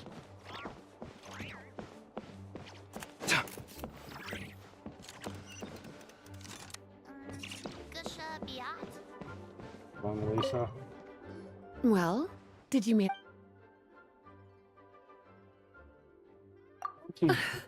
Well, it definitely shouldn't be here. But I'd highly doubt it's one of the books you're looking for. Because this is something Klee wrote.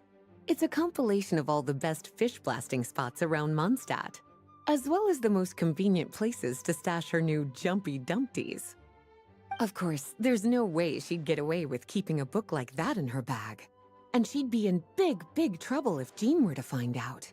Not only would the book itself be confiscated, but she'd be looking at a whole day in solitary confinement at the very least. Somehow, she figured out that the best place to hide it was right here. No place like a forest for hiding trees, huh? Now, every time it gets confiscated, she just writes a new one and sneaks it back in. I guess it's a restricted book in its own way. So thanks for helping me find it. I'll finally be able to hand it over to Jean. Well, did you See what the, Let's see if we keep looking. I want to see if there's more.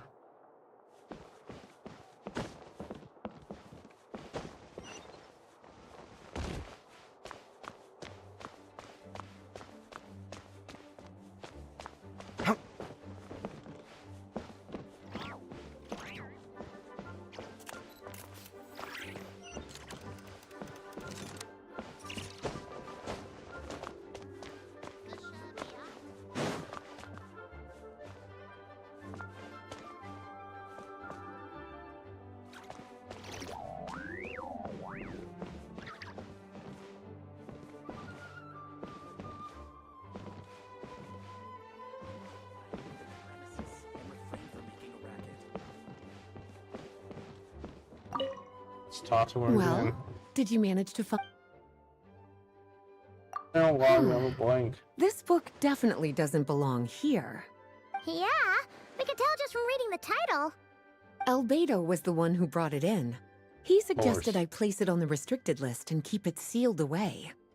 Why? He said it's full of forbidden alchemical formulas, some of which could even result in the creation of dangerous monsters. Apparently, the danger it posed was so great, he didn't even feel like it was safe to carry around or keep it in his workshop. Library? Really? Definitely sounds like it shouldn't be here then. Still, if that mage read this book too, it must have been written a lot earlier than I'd imagined. Well, did you manage?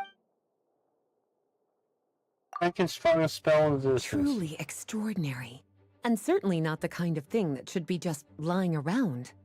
In fact, Miss Alice gave strict instructions about it. So, it's some kind of book of spells? Paimon's guessing magic this powerful should be kept a secret. It's true. This book does contain one of Miss Alice's spells, but honestly, virtually no one could actually pull it off, even if they tried. The only reason it's even meant to be in the restricted section is because we can't let Klee get her hands on it. After Klee was born, Miss Alice advised us to seal it away. She even added that little subtitle herself. So, it's to keep it away from Klee, huh? Does that mean she could use it to cause even more mayhem than she already does with Jumpy Dumpty? No, that's not it. As Miss Alice herself put it, letting Klee see it too early would spoil the surprise. Well, did you manage to find them? Blank purses. Yes, this is a restricted book, all right. It certainly isn't supposed to be here. Huh. And it looks like a regular poetry collection. How did it end up being classified as a restricted book? The issue lies with one of the poems inside. You've heard of the great battle that took place on Dragonspine, yes?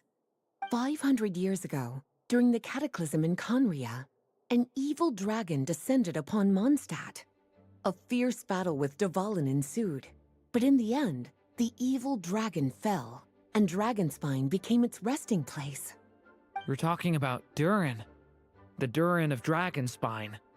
Well, the poem in question turns the whole battle into a dance, with the evil dragon recast as an innocent child who came here in search of friends. But given all the suffering experienced at the claws of that dragon, how could the people of Mondstat accept such a retelling?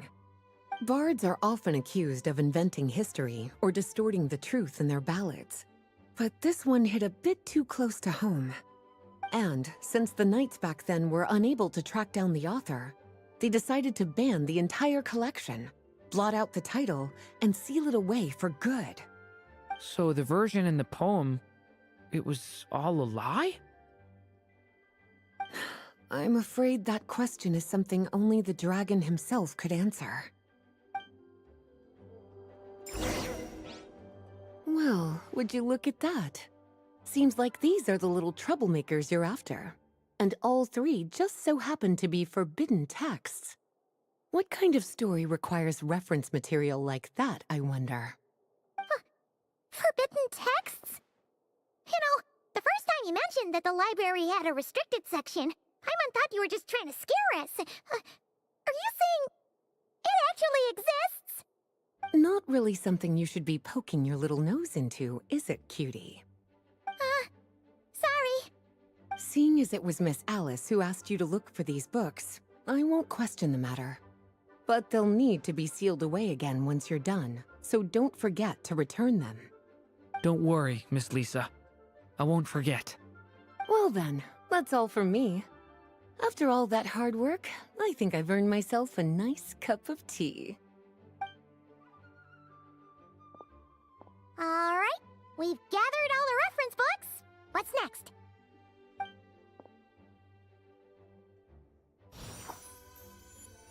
Wait, look!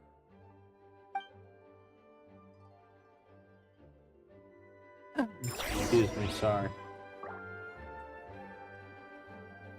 You got to earn the world within the book. Find a place to speak of. Where is where the seeds of story tile? One bird. Long, long ago, an evil dragon descended upon the human world, bringing terrible calamity in its wake. Bravely did the people resist, until at last, the dragon lay slain. Later, a witch with a love for stories came upon the tale of the evil dragon, and for reasons she could not explain, felt a pang of sorrow on its behalf. For she knew, despite its body being born of wicked alchemy, all along, the dragon's soul was that of an innocent child. Right up to the moment of its death, it had no choice in becoming a vessel of calamity, nor could it fathom the cruel fate that lay before it. Though the witch had a love of stories, she was not pleased with how this one ended. No, that won't do, she thought. I'll write you a better ending instead. And so she set off to do just that, borrowing a little magic from her friend. With it, she wove a dragon's egg, resolving to rear a dragon child of her own. Yet long in thought she lingered, wondering what kind of world her little dragon ought to behold upon waking. He used to adorn this cradle. The woman there, or traces palatial splendor. At last she made her mind up, adorning the cradle with a trace of palatial splendor. Then she quietly waited for the egg to hatch.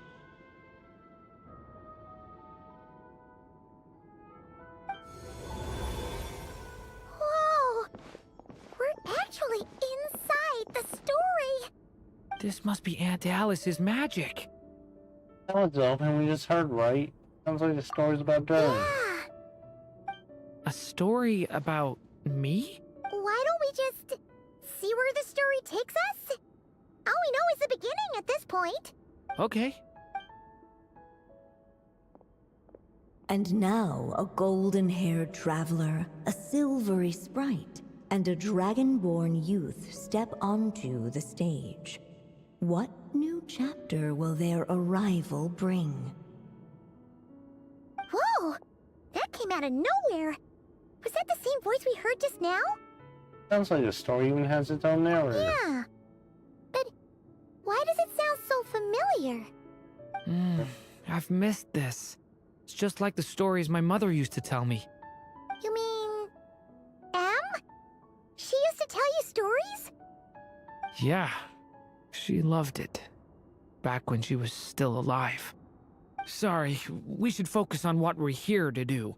So, now that we're in the story, what's next? The dragon youth wondered aloud. Yet all he could do was wait for the story to unfold.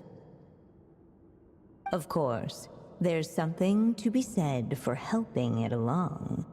Perhaps a little exploration could prove... Oh! Is that a hint? Yeah, suggestion. Yeah, I think we're gonna continue this another day. For a moment, the story crashers fell silent. Perhaps waiting around wasn't such a bad idea after all. Thank you.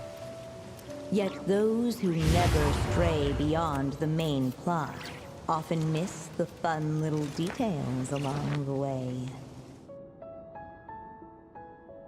Thinking end this stream for now. Thank you guys for watching. I hope you had fun. I'll see you on the next one. We'll continue the story.